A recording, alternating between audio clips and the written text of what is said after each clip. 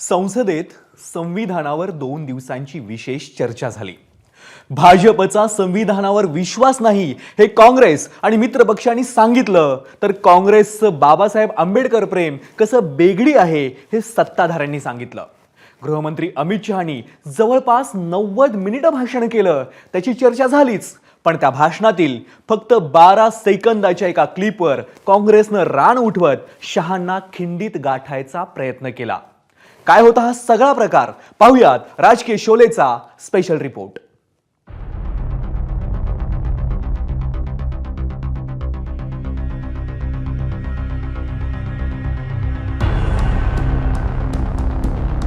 26 नोव्हेंबरला भारतीय राज्यघटनेचा अंतिम मसुदा संविधान सभेनं स्वीकारला।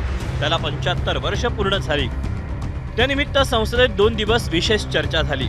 या चर्चेदरम्यान काँग्रेसनं भाजप घटनाविरोधी असल्याचा जुनाच आरोप पुन्हा केला। त्याला इंडिया आघाडीतील मित्रपक्षांनीही साथ दिली। राहुल गांधींनी तर भाजपला राज्यघटना नाही तर मनुस्मृती जास्त प्रिय असल्याचा आरोप केला।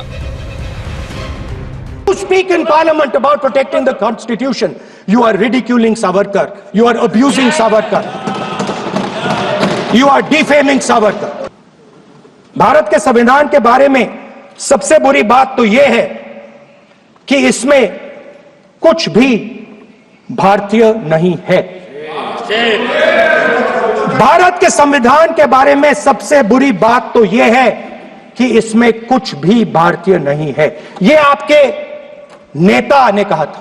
प्रधानमंत्री जी यहां सदन में संविधान की किताब को यूं माथे से लगाते हैं, लेकिन संभल में, हाथरस में, मणिपुर में जब न्याय की गुहार आती है, उठती है, तो उनके माथे पे शिकन तक नहीं आता।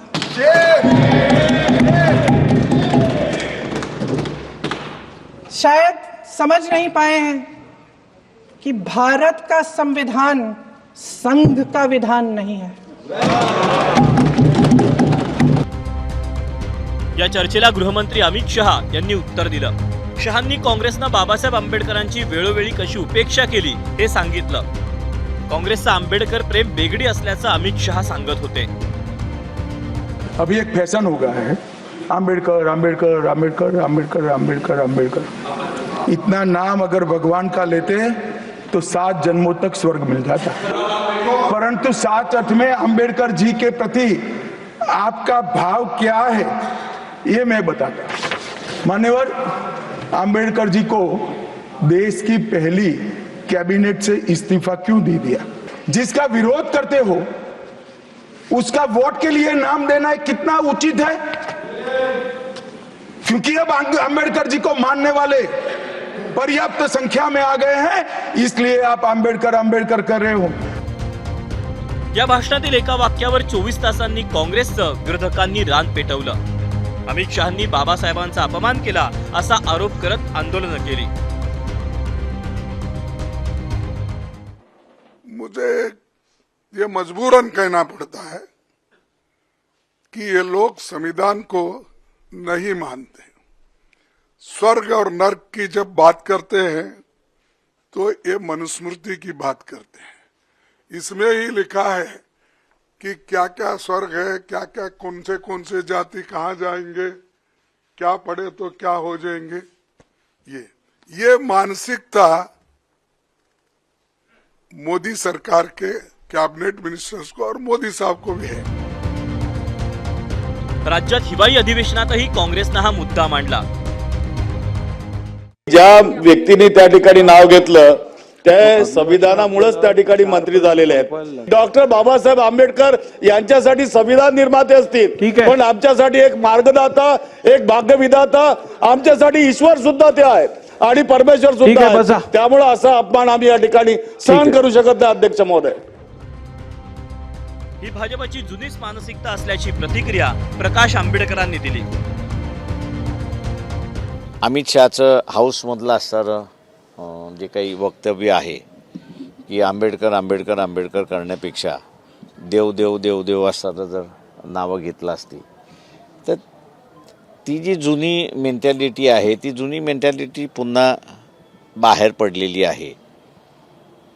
त्याच्यामुळे असं नाविन्य काही आहे असं मी त्या ठिकाणी मानत नाही.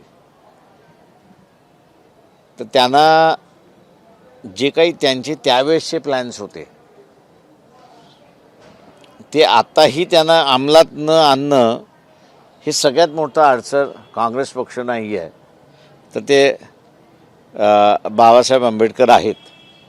आणि त्याच्यामुळे त्यांचा असणारा जळफळाट हा होत राहणार अशी परिस्थिती आहे. या वादात ठाकरे पिता पुत्रांनीही उडी घेतली. अमित शहा यांनी माफी मागावी अशी मागणी आदित्य ठाकरेंनी नागपुरात केली, तर उद्धव ठाकरेंनी मुंबईत पत्रकार परिषद घेत भाजपावर आक्रमक शब्दात टीका केली. केंद्रीय गृहमंत्र्यांच्या मनात जे होतं ते त्यांच्या तोंडावर आलेलं आहे आणि त्यांच्या भाषणात आलेलं आहे.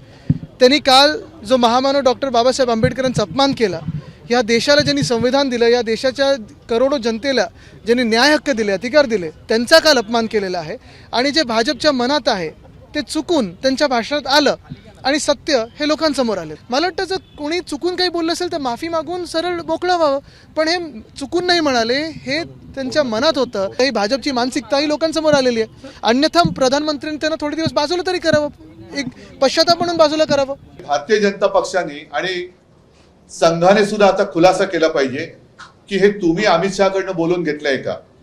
कारण अदानीचं नाव घेतल्याबरोबर आभाळ कोसळावं तसा भाजपा कोसळतो. जो अदानीवरती आरोप करतो त्याच्यावरती भाजपा कोसळून पडतो. आता बाबासाहेबांचा उल्लेख असा केल्यानंतर भारतीय जनता पक्ष हा अमित शहावरती काही कारवाई करणार आहे का? आणि नाही तर मी तर स्पष्ट म्हणतो की भाजपचं ढोंग आता उघड पडलेलं आहे. भाजपचंच जो आतलं जे काही काळं आहे, हृदयातलं काळं, हे बाहेर आलेलं आहे. आणि आता तरी महाराष्ट्राने आणि देशाने शहाणं झालं पाहिजे. अमित शहांच्या समर्थनार्थ स्वतः पंतप्रधान नरेंद्र मोदी उतरले. त्यांनी एक्सवरील पोस्टमधून काँग्रेसचा आंबेडकर प्रेम किती ढोंगी आहे हे सांगणारी उदाहरणं दिली. या विधानाचा विपर्यास करून गैरसमज निर्माण करण्याचा प्रयत्न होतो, हे दुर्दैवी बाब आहे. बाबासाहेब आंबेडकरांच्या बद्दल नितांत आदर आम्हा सर्वांना आहे आणि म्हणून त्यांनी जे काही संविधानाच्या माध्यमातून या देशाला दिलेलं आहे ते त्याचं अनुकरण झालं पाहिजे, त्याच्यामध्ये अंमल झालं पाहिजे. हेच खऱ्या अर्थाने बाबासाहेबांच्या बद्दल आपला जो आदर आहे त्यातूनच खरं व्यक्त होणार आहे. ये खड़गे जी जो शब्द यूज कर रहे हैं इसी को मैं खंडन करना चाहता हूँ. कितने दिन तो बाबा साहब का नाम को दुरुपयोग करोगे और कांग्रेस पार्टी, आप काफी नहीं है. Why Congress could not continue the legacy of Ambedkar? Because Congress party, Nehru ji, they hated Ambedkar ji because Ambedkar ji was the most educated, learned and intellectual person of that time. वातावरण एवढं तापलं की गृहमंत्री अमित शहा यांनी पत्रकार परिषद घेऊन स्पष्टीकरण देणार असल्याचं जाहीर केलं. त्यांच्या घोषणेनंतर लगेचच काँग्रेस अध्यक्ष मल्लिकार्जुन खरगे यांनी तडकाफडकी पत्रकार परिषद घेतली आणि अमित शहांवर पुन्हा आरोप केले. अमित शहांनी राजीनामा द्यावा किंवा त्यांना मंत्रिमंडळातून बरखास्त करावं अशी मागणी त्यांनी केली. अगर उनके लिए स्वाभिमान अभिमान होता तो ये बात कभी वो व्यक्ति बोलता नहीं था. तो इसीलिए हम चाहते हैं कि हमारे अमित शाह राजीनामा देना चाहिए और मोदी जी को अगर थोड़ा सा भी बाबा साहब अम्बेडकर के बारे में श्रद्धा है तो रात के 12 बजे के अंदर वो निकाल देना चाहिए, उनको ड्रॉप कर देना चाहिए, बर्खास्त कर देना चाहिए. आपल्या पत्रकार परिषदेत अमित शहांनी काँग्रेसवर हल्ला चढवला. काँग्रेसनं बाबासाहेब आंबेडकरांना कटकारस्थान करून दोनदा हरवलं याचा पुनरुच्चार त्यांनी केला. काँग्रेस सत्तेत असेपर्यंत त्यांनी बाबासाहेबांना भारतरत्न सुद्धा मिळू दिलं नाही याची त्यांनी पुन्हा एकदा आठवण करून दिली. काँग्रेसनं आपलं वक्तव्य काटछाट करून चुकीच्या पद्धतीनं व्हायरल केलं असा आरोपही अमित शहांनी केला. कई बार प्रधानमंत्री जी के लिए भी इस प्रकार के प्रयास किए, चुनाव के वक्त मेरे लिए भी किया था, फिर से एक बार कर रहे हैं. अगर मेरे भाषण के मुद्दों के तथ्यों को वो चैलेंज देते, तथ्य पर चैलेंज देने के लिए कुछ नहीं है. मैंने भाषण का एक एक शब्द तथ्यात्मक है और इतिहास से गर्भ से बाहर आया हुआ है. इसलिए वो इस प्रकार से मेरे भाषण को एडिट कर इसको गलत अर्थ निकालकर इस प्रकार का प्रयास है। एबीपी माझा, उघडा डोळे बघा नीट.